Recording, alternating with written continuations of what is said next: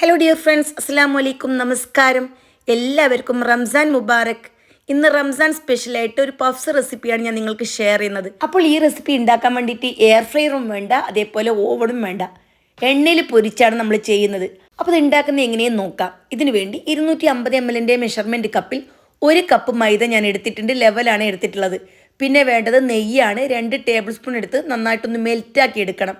എന്നാൽ ചൂടാക്കി എടുത്താൽ മതി. എന്നിട്ട് ഈ നെയ്യ് മൈദ മിക്സിലേക്ക് ചേർത്ത് നന്നായിട്ട് കൈ കൊണ്ട് പുട്ടുപൊടി നനക്കുന്നില്ലേ, അതുപോലെ ഒന്ന് തിരുമ്മിയെടുക്കണം. പിന്നെ ഇതിലേക്ക് ആവശ്യത്തിന് ഉപ്പും കൂടി ചേർത്ത് കൊടുക്കണം. ഞാനിവിടെ 1/2 ടീസ്പൂൺ ഉപ്പാണ് ചേർത്തിട്ടുള്ളത്. എന്നിട്ട് വെള്ളം ഒഴിച്ചിട്ട് ചപ്പാത്തി മാവ് കുഴക്കുന്ന രീതിയിൽ കുഴച്ചെടുക്കണം. ചപ്പാത്തി മാവിൻ്റെ അത്രയും ഒരു സോഫ്റ്റ് വേണ്ട, കുറച്ച് വെള്ളം കുറച്ചിട്ട് നല്ല ടൈറ്റായിട്ട് തന്നെ കുഴച്ചെടുക്കണം. എന്നിട്ട് കൗണ്ടർ ടോപ്പിലിട്ട് 5-6 മിനിറ്റ് ഒന്ന് കുഴച്ചെടുക്കണം. അതായത് വെള്ളത്തിൻ്റെ അളവ് കൂടിപ്പോയാൽ ലെയർ നന്നായിട്ട് വിട്ട് വരില്ല. അതിനു വേണ്ടിയാണ് ഞാനിങ്ങനെ പറയുന്നത്. പിന്നെ വെള്ളം കൂടിപ്പോയാൽ നമ്മൾ ലെയറായിട്ട് ഇങ്ങനെ വെക്കുമല്ലോ, എന്നിട്ട് പരത്തുന്ന സമയത്ത് ഒട്ടിയിട്ട് നമുക്ക് കറക്റ്റായിട്ട് പരത്താനും പറ്റില്ല. ഞാനിവിടെ 5 മിനിറ്റ് കുഴച്ചെടുത്തു. എന്നിട്ട് അല്പം എണ്ണ മുകളിൽ തടവി റെസ്റ്റ് ചെയ്യാൻ വേണ്ടി വെക്കുന്നുണ്ട്. ഏകദേശം 1 മണിക്കൂർ റെസ്റ്റ് ചെയ്യാൻ വേണ്ടി വെക്കണം.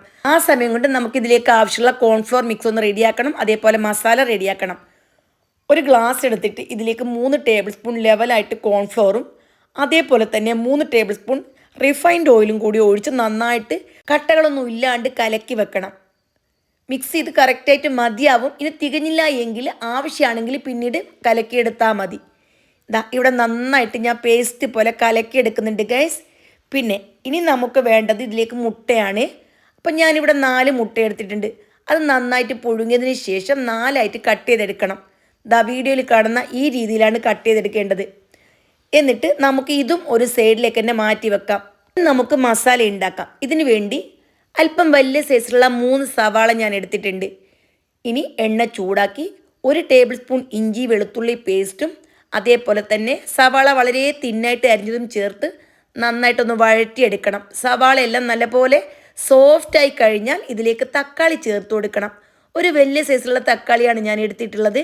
അതും വളരെ ചെറുതായിട്ട് അരിഞ്ഞ് നന്നായിട്ടൊന്ന് വഴറ്റി ഈ തക്കാളിയെല്ലാം പേസ്റ്റ് പോലെ ആവണം. തക്കാളി പീസായിട്ട് കിടക്കാൻ പാടില്ല. അങ്ങനെയാകുമ്പോൾ ഈ പഫ്സ് കഴിക്കാൻ ടേസ്റ്റ് ഉണ്ടാവില്ല. നന്നായിട്ട് വേണമെന്നുണ്ടെങ്കിൽ മൂടി വെച്ച് നിങ്ങൾക്കൊരു 5 മിനിറ്റ് വേവിച്ചെടുക്കാം. ചെറിയ തീയിലായിരിക്കണം. ഞാനിവിടെ ഓപ്പൺ ചെയ്ത് തന്നെ നന്നായിട്ട് വഴറ്റിയെടുത്തു. അതിനുശേഷം 2 teaspoon Kashmiri chilli powder, 1 teaspoon pepper powder, 1 teaspoon garam masala, 1/4 teaspoon മഞ്ഞൾപ്പൊടി, പിന്നെ 3/4 ടീസ്പൂൺ ഉപ്പാണ് ഞാൻ ചേർത്തിട്ടുള്ളത്. ഉപ്പ് ആവശ്യമാണെങ്കിൽ നോക്കിയിട്ട് 1/4 ടീസ്പൂൺ ചേർത്ത് കൊടുക്കണം. ഏകദേശം 1 ടീസ്പൂൺ വേണ്ടി വരും. ചിലപ്പോൾ ചില ആൾക്കാർക്ക് ഉപ്പിൻ്റെ ടേസ്റ്റ് കുറവൊക്കെ വേണ്ടി വരുമല്ലോ, അതുകൊണ്ടാണ് ഞാൻ 3/4 ടീസ്പൂൺ പറഞ്ഞിട്ടുള്ളത്. എന്നിട്ട് നന്നായിട്ട് വഴറ്റിയെടുക്കണം. ഇതിൻ്റെ പച്ചമണമൊക്കെ മാറണം. അതായത് മുളക് പൊടിയെല്ലാം ചേർത്തല്ലോ. ഇനി മുളക് പൊടിയുടെ എല്ലാം പച്ചമണം മാറി നല്ല മൂത്ത മണം വരുന്ന സമയത്ത് ആവശ്യത്തിന് മല്ലിയില ചേർത്ത് കൊടുക്കണം. പിന്നെ പൊടികൾ ചേർക്കുന്ന സമയമുണ്ടല്ലോ, വളരെ ചെറിയ തീയിലായിരിക്കണം. എന്നിട്ട് മസാല ഒരു സൈഡിലേക്ക് മാറ്റി വെക്കാം. മാവിട റെസ്റ്റ് ചെയ്യാൻ വെച്ചിട്ട് 1 മണിക്കൂർ കഴിഞ്ഞു. ഇനി നമുക്കിത് കുഞ്ഞു കുഞ്ഞു ബോൾസാക്കി ഉരുട്ടിയെടുക്കാം. 6-7 ബോൾസാക്കി നിങ്ങൾക്ക് ഇത് പരത്തിയെടുക്കാം. ഞാനിവിടെ കൗണ്ടർ ടോപ്പ് നന്നായിട്ട് വൃത്തിയാക്കി ഇവിടെയാണ് പരത്തിയെടുക്കുന്നത്. അപ്പോൾ വളരെ തിന്നായിട്ട് പരത്തിയെടുക്കാൻ ശ്രദ്ധിക്കുക. കട്ടി കൂടിയാൽ ഇങ്ങനെ ലെയർ വിട്ട് വരുന്ന സമയത്തുണ്ടല്ലോ, കടിക്കുമ്പോൾ നല്ല ക്രിസ്പി ആയിട്ട് കിട്ടില്ല. ഈ ഒരു പരുവത്തിൽ ഞാനിവിടെ പരത്തിയെടുത്തിട്ടുണ്ട് ഗൈസ്. എല്ലാം ഇതേപോലെ പരത്തിയെടുത്തതിന് ശേഷം നമുക്കിത് എങ്ങനെ ഉണ്ടാക്കുന്നതെന്ന് നോക്കാം. ആദ്യം ഒരു ചപ്പാത്തി വെച്ചതിന് ശേഷം ഇതിൻ്റെ മുകളിലേക്ക് നമ്മൾ റെഡിയാക്കി വെച്ചിരിക്കുന്ന പേസ്റ്റ് ഉണ്ടല്ലോ, അത് നന്നായിട്ട് തേച്ച് കൊടുക്കണം. അല്പം പോലും പിശുക്ക് കാണിക്കാൻ പാടില്ല. എന്നിട്ട് 2ാമത്തെ ചപ്പാത്തിയും വെച്ച് കൊടുക്കണം. ഇതിൻ്റെ മുകളിലും വീണ്ടും ഇതേപോലെ മിക്സ് തേച്ച് കൊടുക്കണം. ഇനി ഇതേപോലെ 3ാമത്തെ ചപ്പാത്തിയും വെച്ച് കൊടുക്കണം. ഇനി മിക്സ് നന്നായിട്ട് തേച്ച് കൊടുക്കണം. ഇതുപോലെ ചപ്പാത്തിയും മിക്സും തീരുന്നത് വരെ നന്നായിട്ട് ലെവലായിട്ട് അട്ടിയായിട്ട് വെച്ച് തേച്ച് കൊടുക്കണം. അപ്പോൾ ശ്രദ്ധിക്കേണ്ട കാര്യം, മിക്സ് നന്നായിട്ട് തേച്ച് കൊടുക്കണം, അല്ല എങ്കിൽ ലെയർ വിട്ട് കിട്ടില്ല. ഞാനിവിടെ എല്ലാം ഇതേപോലെ അറേഞ്ച് ചെയ്തെടുത്തിട്ടുണ്ട്. ഇനി ഏറ്റവും മുകളിലായിട്ട് മൈദാമാവ് വിതറി കൊടുക്കണം. അതിനുശേഷം സാവധാനത്തിൽ ബലം കൊടുക്കാണ്ട് ഇത് പരത്തിയെടുക്കണം. ബലം കൊടുത്ത് പരത്തിയെടുത്താൽ ഇതിൻ്റെ ലെയർ കറക്റ്റായിട്ട് വിട്ട് കിട്ടില്ല. ആ കാര്യം പ്രത്യേകം ശ്രദ്ധിക്കണം. ഇവിടെ വലിയൊരു ചപ്പാത്തി രീതിയിൽ പരത്തിയിട്ടുണ്ട്. ഇനി ഇതിൻ്റെ മുകളിലായിട്ടും ഇതേ കോൺഫ്ലോർ മിക്സ് ഉണ്ടല്ലോ, അത് നല്ല പോലെ തേച്ച് കൊടുക്കണം. എത്രത്തോളം നന്നായിട്ട് തേച്ച് കൊടുക്കുന്നുവോ അത്രത്തോളം നന്നായിട്ട് ലെയർ വിട്ട് കിട്ടും. ഇനി വീഡിയോയിൽ കാണുന്ന രീതിയിൽ ഒരു ഭാഗം മടക്കിയെടുക്കണം. എന്നിട്ട് വീണ്ടും കോൺഫ്ലോർ മിക്സ് തേച്ച് കൊടുക്കണം. ഇനി മറ്റേ സൈഡും ഇതിൻ്റെ മുകളിൽ വരുന്ന രീതിയിൽ ഒന്ന് മടക്കിയെടുക്കണം. വീണ്ടും കോൺഫ്ലോർ മിക്സ് നന്നായിട്ട് തേച്ച് കൊടുക്കണം. ദാ ഇനി കാണുന്നത് ശ്രദ്ധിക്കുക. ഇനി മുകളിലേക്കൊന്ന് മടക്കിയെടുക്കണം. എന്നിട്ട് വീണ്ടും കോൺഫ്ലോർ മിക്സ് തേച്ച് കൊടുക്കണം. ഇനി മുകളിൽ നിന്നും താഴേയിലേക്ക് മടക്കി നമുക്കൊരു ബോക്സ് പോലെ ആക്കിയെടുക്കണം. അതായത് സ്ക്വയർ ആയിട്ടുള്ള ഒരു ബോക്സ് പരുവത്തിൽ ആക്കിയെടുത്തിട്ടുണ്ട്. ഇനി ഉണ്ടല്ലോ സാവധാനത്തിൽ പരത്തിയെടുക്കണം. ഇനി സ്ക്വയർ പോലെയാണ് പരത്തിയെടുക്കേണ്ടത്.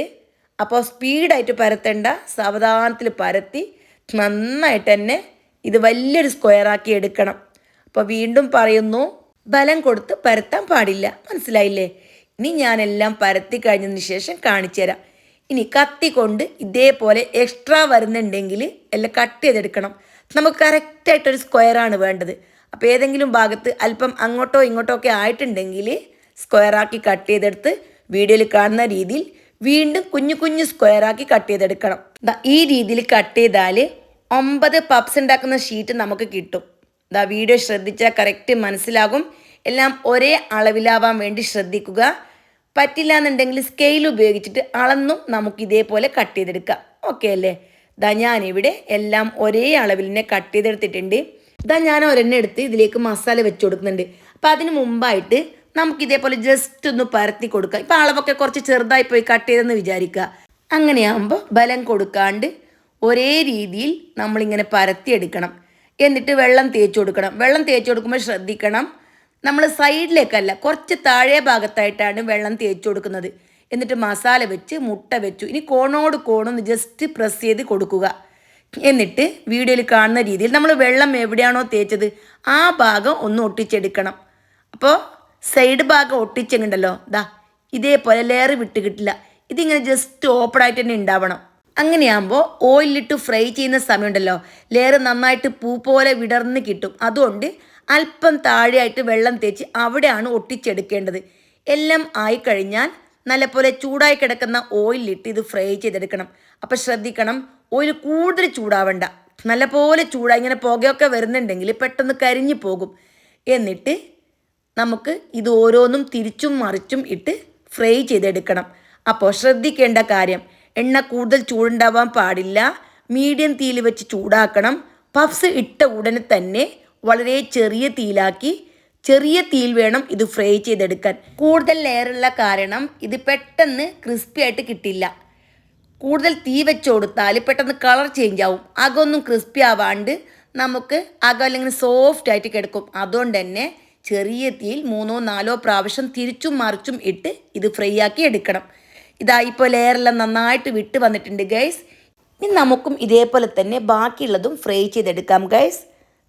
ഇവിടെ ഞാൻ എല്ലാം കൂടി നന്നായിട്ട് ഫ്രൈ ചെയ്തെടുത്തിട്ടുണ്ട്. എല്ലാം ലെയറെല്ലാം വിട്ട് വന്ന് നമ്മൾ ബേക്കറിയിൽ നിന്ന് വാങ്ങുന്ന പഫ്സ് എങ്ങനെയാണോ അതുപോലെ തന്നെ അടിപൊളിയായിട്ട് കിട്ടിയിട്ടുണ്ട്. ഞാൻ പറഞ്ഞ ഈ രീതി വെച്ച് നിങ്ങൾ എല്ലാവരും ട്രൈ ചെയ്യുക. ട്രൈ ചെയ്ത് നിങ്ങളുടെ വിലയേറിയ ഉപദേശങ്ങളും നിർദ്ദേശങ്ങളും അറിയിക്കുക. വീഡിയോ ഇഷ്ടപ്പെട്ടാൽ ഇപ്പോൾ തന്നെ ഒരു ലൈക്കും കൂടി ചെയ്ത് തന്നെ സപ്പോർട്ട് ചെയ്യണം. ഇനി ഹൈപ്പ് എന്നൊരു ഓപ്ഷൻ വന്നിട്ടുണ്ട്, അതും ഒന്ന് എനേബിൾ ചെയ്ത് തന്നെ സപ്പോർട്ട് ചെയ്യണം. നിങ്ങളുടെ സപ്പോർട്ടാണ് എൻ്റെ വിജയം. അപ്പോൾ ഇനിയും നല്ല നല്ല കുഞ്ഞു കുഞ്ഞു റെസിപ്പീസുമായി ഞാൻ വരുന്നതായിരിക്കും. Bye bye.